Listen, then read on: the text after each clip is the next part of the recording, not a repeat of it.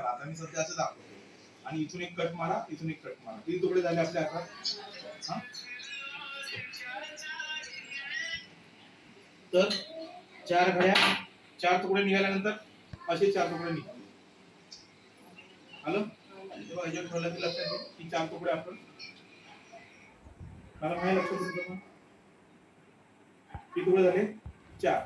चार तुकडे झाल्यानंतर जो तुकडा राहील तो असा पकडायचा, आयत आयत मध्ये पकडायचा, असा उभाने पकडायचा, असा पकडायचा आणि याच्या चार घड्या घालायच्या.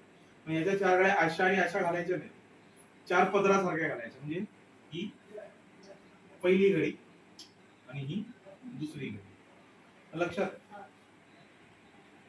ताशी घडी घातल्यानंतर दोन गोष्टी तयार होतील. एक होईल बंद बाजू आणि एक होईल ओपन बाजू. बरोबर? तर त्या पद्धतीने ही मापं असतील. आपल्याला मापं बघायची नाहीत, त्यापेक्षा आपल्याला ही माप बघायची. हे तुमच्यासाठी रेडीमेड मॅडमने सांगितल्याप्रमाणे मी कट करून आणले. बरोबर? हे डायरेक्ट याच्यावरती ठेवायचं.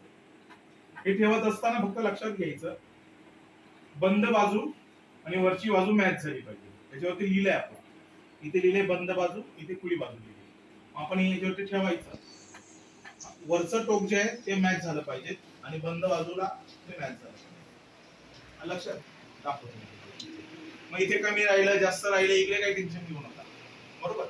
वरची बाजू मॅच करा आणि बंद बाजू मॅच करा. कदाचित खाली सुद्धा कमी येईल, एका दुसरं सेंटीमीटर कट केलेला असेल कमी जास्त, ते होऊ शकतं. म्हणून आपल्याला हे पाळायचंय, वरची लेवल मॅच करा आणि बंद बाजूची लेवल मॅच करा. आणि हे मॅच केलं की आपल्याला काय करायचंय, आखून घ्यायचंय.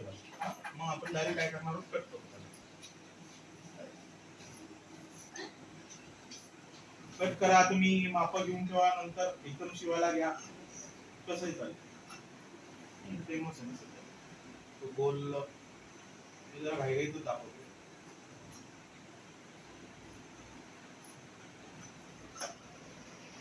सांगायचा उद्देश कसा, मी घाईघाईत करून सुद्धा जर पिशवी व्यवस्थित येत असेल तर तुमची नक्कीच व्यवस्थित.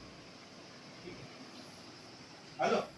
आता ही बंद बाजू आणि ही मॅच केली, असं बघितल्यानंतर लक्षात येईल